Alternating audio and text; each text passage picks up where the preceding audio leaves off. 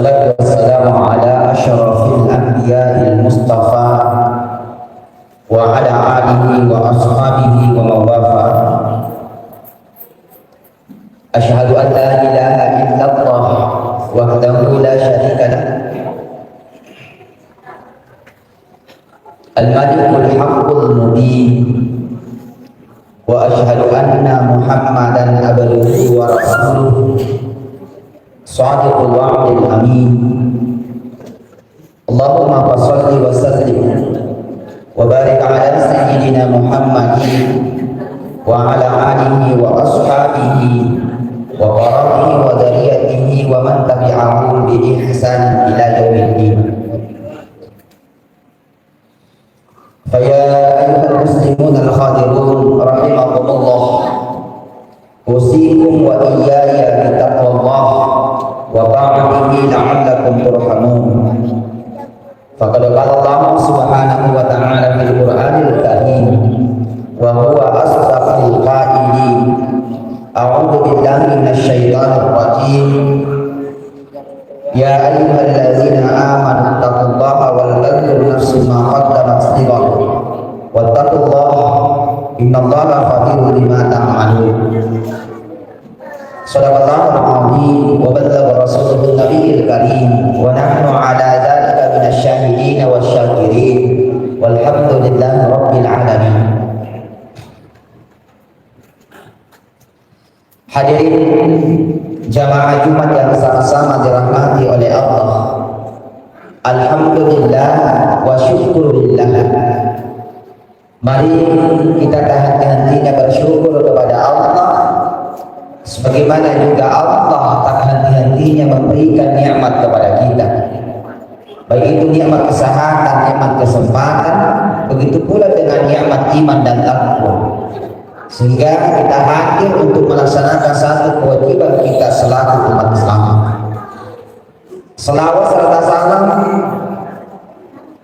kepada baginda Rasulullah sallallahu alaihi wasallam, Nabi yang telah membawa umatnya dari alam kejahiliaan, dari alam kelakulitan menuju ke alam yang terang menerang seperti yang kita rasakan saat ini, atau dengan kata lain minaz-zulumati ilan nur.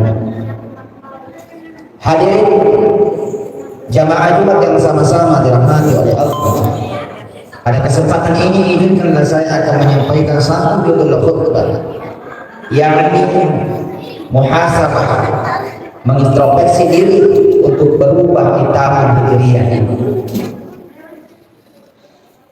Hijrah bisa diartikan bahwa perpindahan. Sekarang di era sekarang ini hijrah, kalau kita mau definisikan bahwa kita pindah dari hal yang buruk menjadi hal yang baik, atau hijrah boleh diartikan bahwa hijrah dari hal yang baik menjadi yang lebih baik. Tentu kita sebagai manusia biasa tak luput dari kesalahan. Tak ada orang yang lepas dari perbuatan dosa.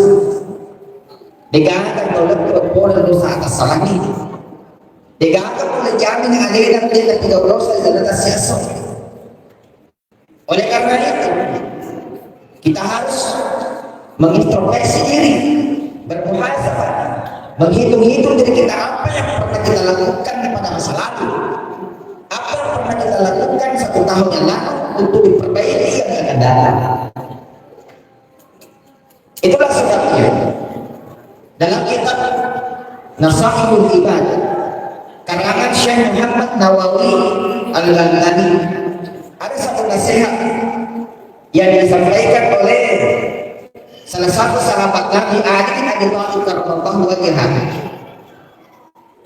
Nasihat kepada diri saya dan juga kepada kita semua, bahwa kalau kita mau berubah, kalau kita ingin memperbaiki diri, bermuhasabah, setidaknya ada 3 hal yang disampaikan oleh Ali bin Abi Thalib yang pasti kita renungkan bersama dan kita implementasikan dalam kehidupan kita sehari-hari.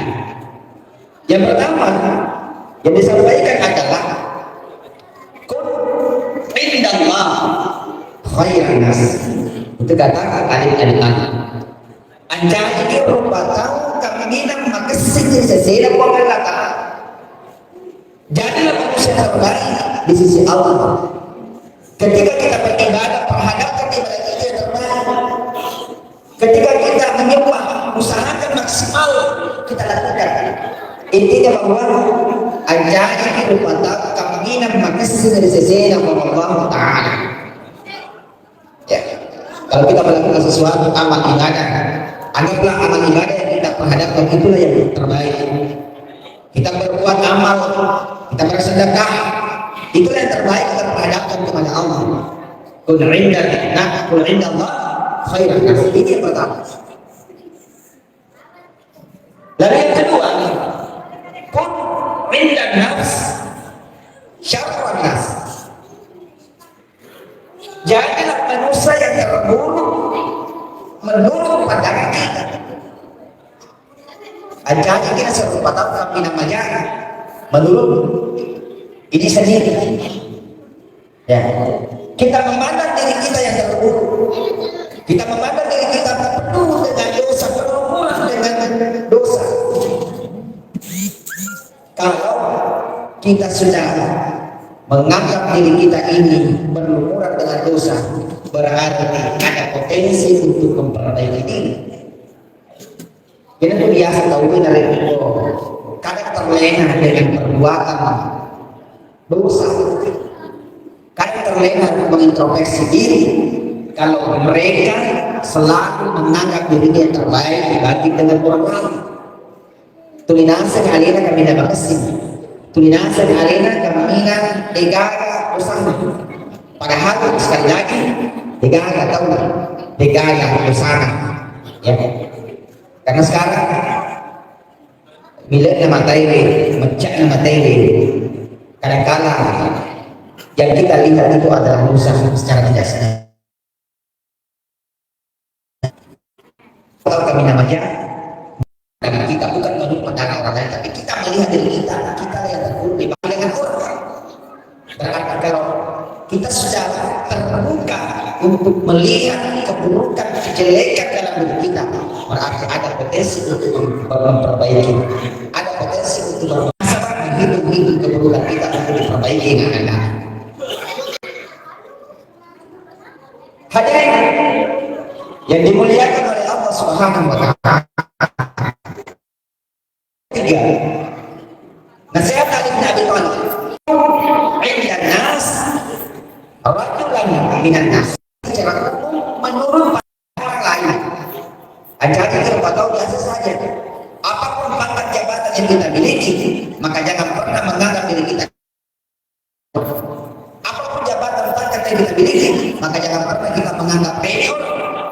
Itulah sebabnya kadang-kadang ketika menganggap diri kita yang terbaik dibanding dengan orang, maka disitulah muncul biasanya ada yang namanya keangkuhan.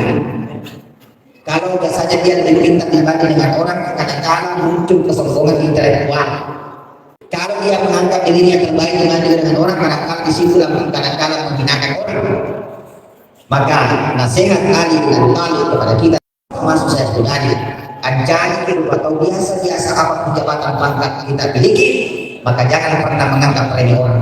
Karena Allah melihat seseorang bukan karena pangkat, Allah melihat seseorang bukan karena jabatan, tapi kata Nabi Sallallahu Alaihi Wasallam, Inna Allah la yanzuru ila ajlikum wa la ila suwarikum, walakin yanzuru ila a'malikum wa qulubikum. Allah tidak melihat, ya.